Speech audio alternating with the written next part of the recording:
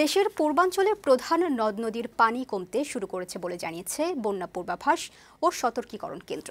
পাশাপাশি ভারতের ত্রিপুরা প্রদেশে বৃষ্টি কমে উজানের ঢলও কমে গেছে। ফলে উত্তর পূর্বাঞ্চলের বন্যা পরিস্থিতির উন্নতি হচ্ছে বলে জানিয়েছে বন্যা পূর্বাভাস কেন্দ্র।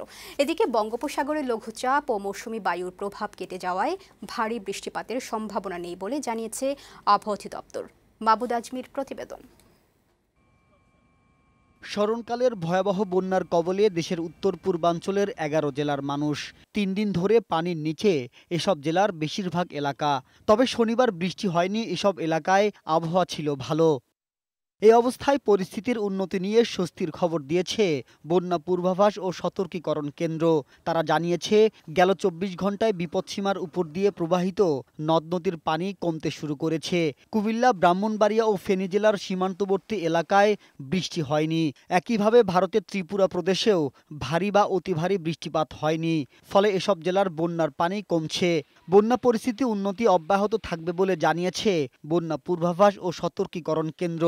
পূর্বাঞ্চলীয় বিভিন্ন জেলার যে নদ নদীর পানি সমতল হ্রাস পাচ্ছে সেটি অব্যাহত থাকতে পারে এবং এর ফলে আগামী 24 ঘন্টা পর্যন্ত বন্যা পরিস্থিতির উন্নতির ধারা অব্যাহত থাকতে পারে এবং এর ফলে আরও কিছু জেলাতে আরও কিছু পয়েন্টে পানি বিপদসীমার নিচে নেমে আসতে পারে এবং কিছু কিছু জায়গায় বন্যা পরিস্থিতি স্বাভাবিক হয়ে আসতে পারে।